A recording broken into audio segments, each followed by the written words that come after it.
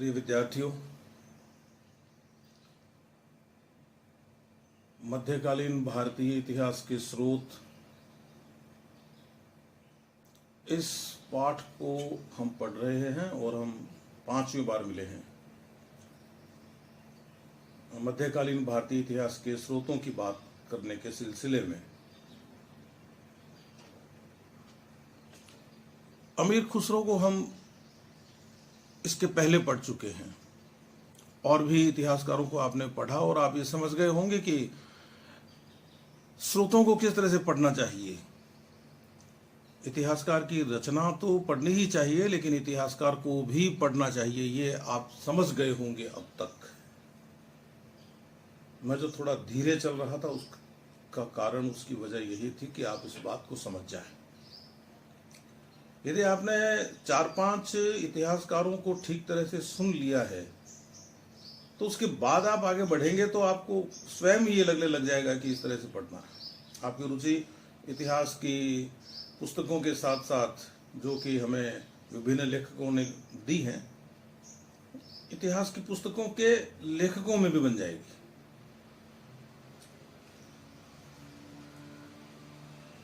आप लोगों को ध्यान होगा कि मोहम्मद तुगलक ने गयासुद्दीन तुगलक को मारकर गद्दी हासिल की थी। तुगलक जब बंगाल अभियान से दिल्ली लौट रहा था तो उसके स्वागत के लिए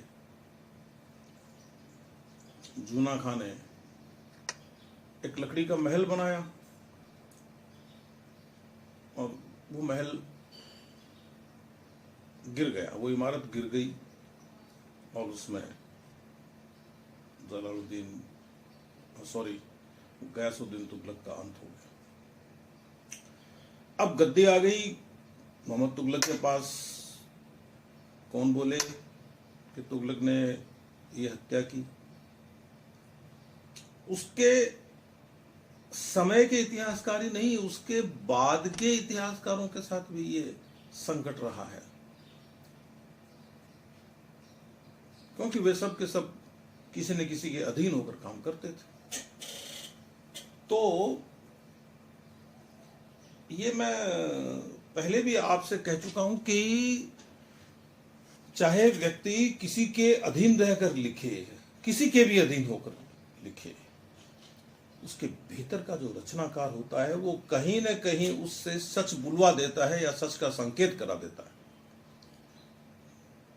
जब गयासुद्दीन तुगलक की हत्या हुई और उस घटना को विभिन्न लोगों ने अपने अपने हिसाब से देखा और उसके बाद में, बहुत बाद में नहीं, थोड़े बाद में ही बर्नी जैसे लोगों ने उसको लिखा। बर्नी के साथ भी वही समस्या है। इतिहासकार बर्नी की बात करूंगा आज आपसे मैं। वो लिखता है उस षड्यंत्र के हवाले से कि मैं मूल शब्द नहीं बता रहा हूं, मैं उसने जो लिखा उसके भाव आपको बता रहा हूं कि आसमान से एक बिजली गिरी और सब कुछ खत्म हो गया। ये था बर्नी का स्टेटमेंट। तो अब ये तो एक उदाहरण है बर्नी के लेखन का। बर्नी को पढ़ते समय आपको उसके इस स्वभाव का ख्याल रखना पड़ेगा। तो 1285 में जन्म है बर्नी का और उसका जो नाना था वो बलबन के यहां काम करता था।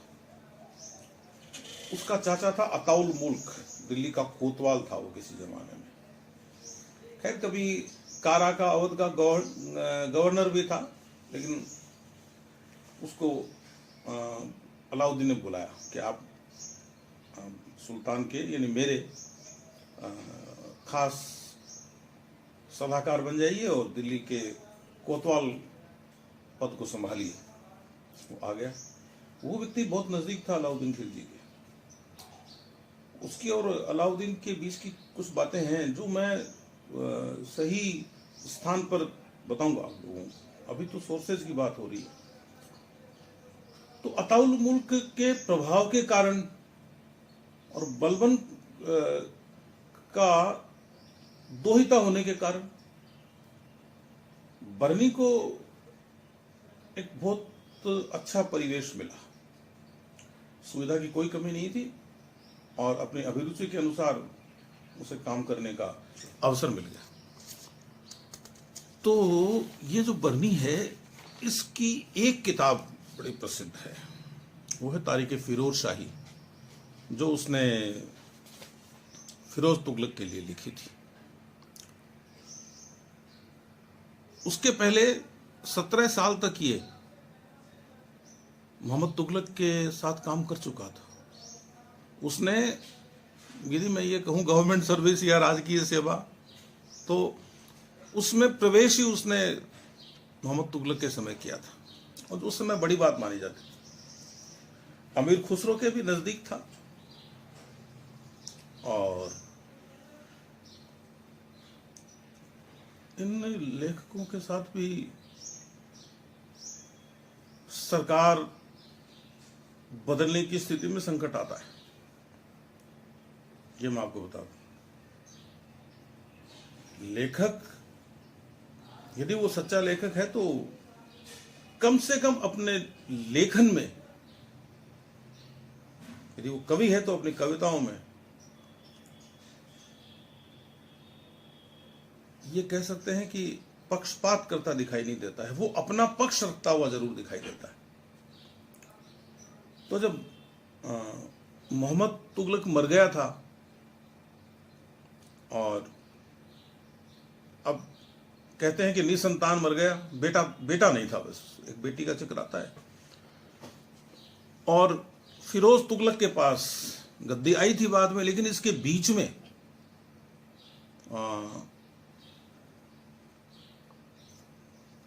जब मोहम्मद तुगलक की मृत्यु का समाचार राजधानी में पहुंचा तो ख्वाजा जहां, जो उस समय सुल्तान की अनुपस्थिति में राजधानी को देखा करता था, उसने एक छोटे से बच्चे को गद्दी पर बिठा दिया।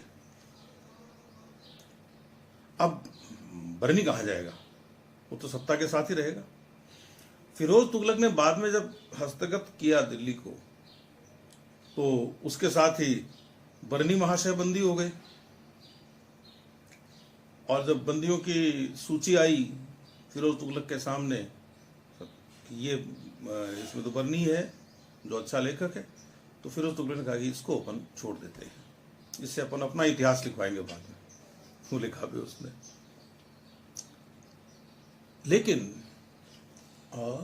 बरनी की जो जीवन शैली थी वो अभिजात्य जीवन शैली थी। इसके पहले फिरोज तुगलक ने उसको मुक्त तो कर दिया, लेकिन कहा कि इसकी सारी धन संपत्ति छीन लो, इसके पास कुछ नहीं रहना चाहिए, बस ये लेखक रहेगा। तो रातों रात ही बरनी महोदय कंगाल हो गए और वो किसी ने साथ नहीं दिया उसका। अब कौन सत्ता के खिलाफ एक लेखक का साथ देगा।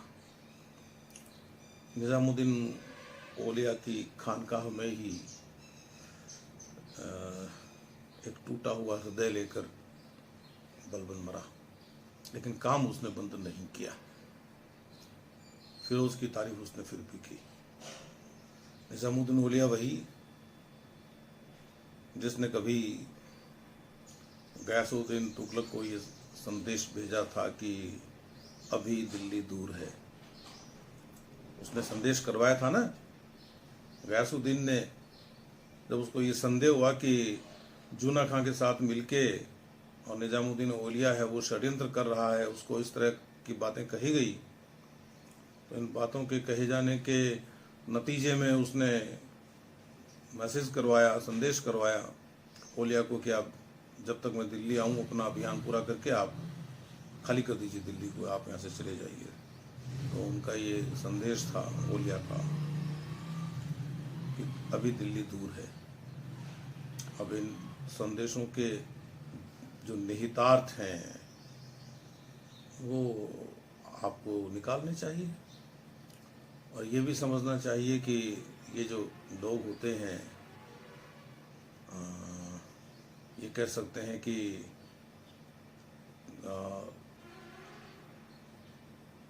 किसी न किसी धार्मिक या मजहबी गुट का नेतृत्व करने वाले लोग,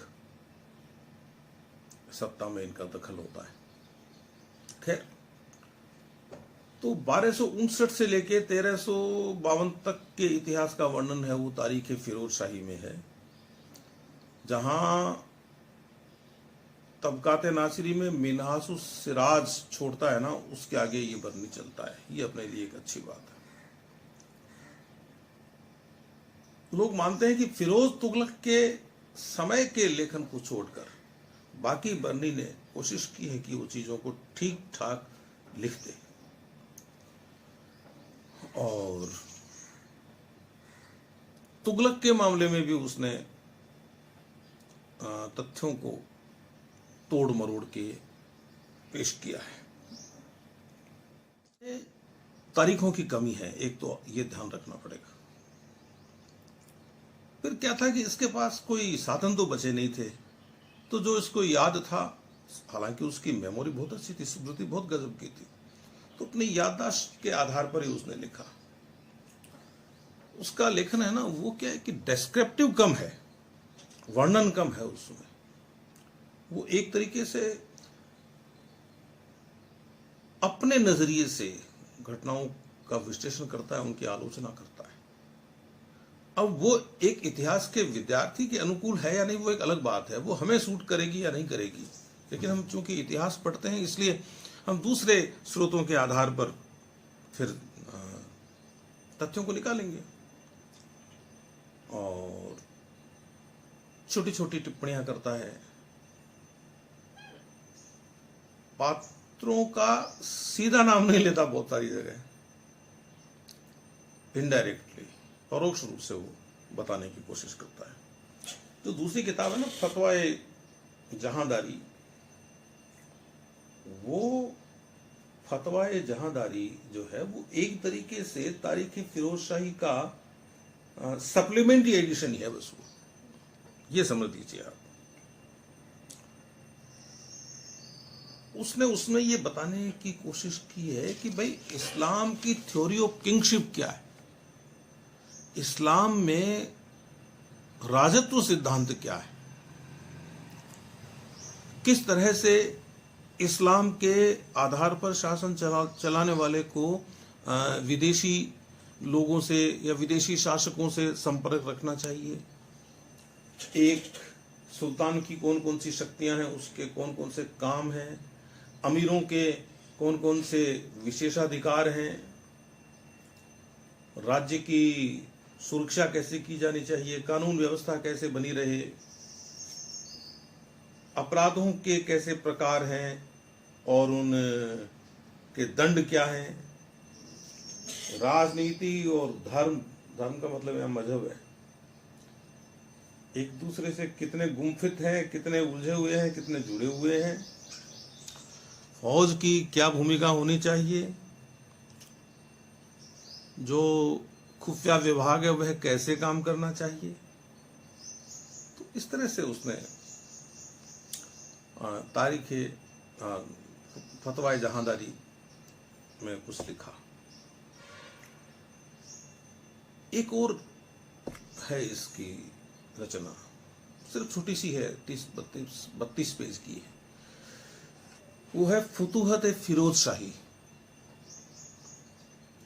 फिरोज तुगलक के विजय अभियानों का वर्णन, नाम तो ये है किताब का, लेकिन इसमें उसने अपने बारे में भी बहुत कुछ लिखा और कहते हैं कि आत्मकथा तो मैं इसे नहीं कहूंगा, लेकिन खुद के बारे में वो बहुत सारी सूचनाएं देता है। और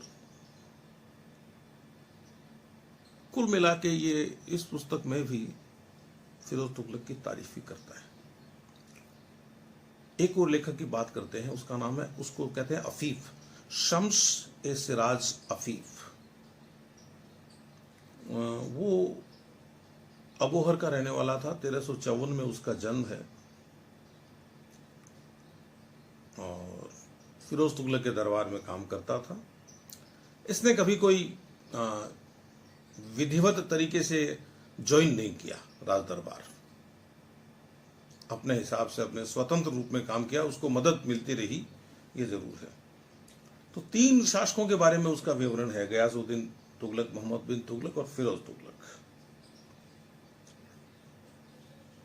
और उसकी जो किताब है वो है, तीनों पे उसने अलग अलग लिखी। गयासुद्दीन पे अलग किताब, मोहम्मद तुगलक पे अलग किताब और फिरोज तुगलक पे अलग किताब।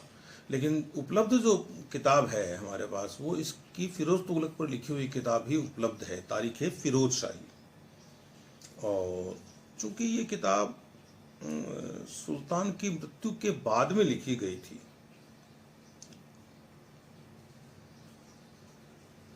तो उसमें कुछ घटनाएं बात की भी है।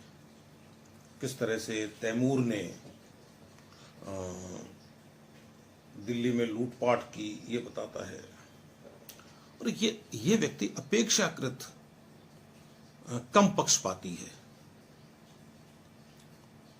इसने अपने हिसाब से लिखा, संकेत करता है कि भाई मेरा कोई स्वार्थ नहीं है, मेरा कोई पूर्वाग्रह नहीं है, मैं तो बस आने वाली पीढ़ी तक के अतीत के गौरवशाली संस्मरण पहुंच जाएं, इसके लिए लिख रहा हूं। ठीक है, ये हम एक बार के लिए मान सकते हैं, लेकिन अफीफ के व्यक्तित्व का निर्माण जिन तत्वों से हुआ था, उन तत्वों में इतनी निष्पक्षता आ सकती है, ये नहीं माना जा सकता। वो भी अपने युग का ही लेखक तो था, युग का ही लेखक था वह भी अपने।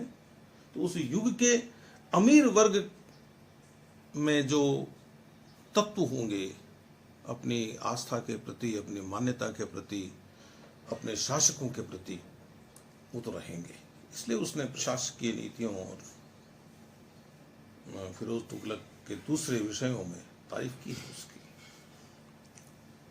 और शासन की आंतरिक व्यवस्था के मामले में हम अफीफ को बार बार याद करते हैं कि सल्तनत काल के शासन की आंतरिक व्यवस्था कैसी थी, इसको जानने के लिए अफीफ हमारे काम आता है। तो आज की बात इतनी, हम फिर मिलेंगे छठी बार। मैं आपको बता दूं कि अभी सल्तनत काल के स्रोतों की बात कर रहे हैं, फिर मुगल काल के स्रोतों की बात करेंगे, लेकिन अब अपनी गति है वो थोड़ी सी तेज होगी, क्योंकि आप समझ गए ना पढ़ना कैसे चाहिए। बहुत बहुत धन्यवाद आपका।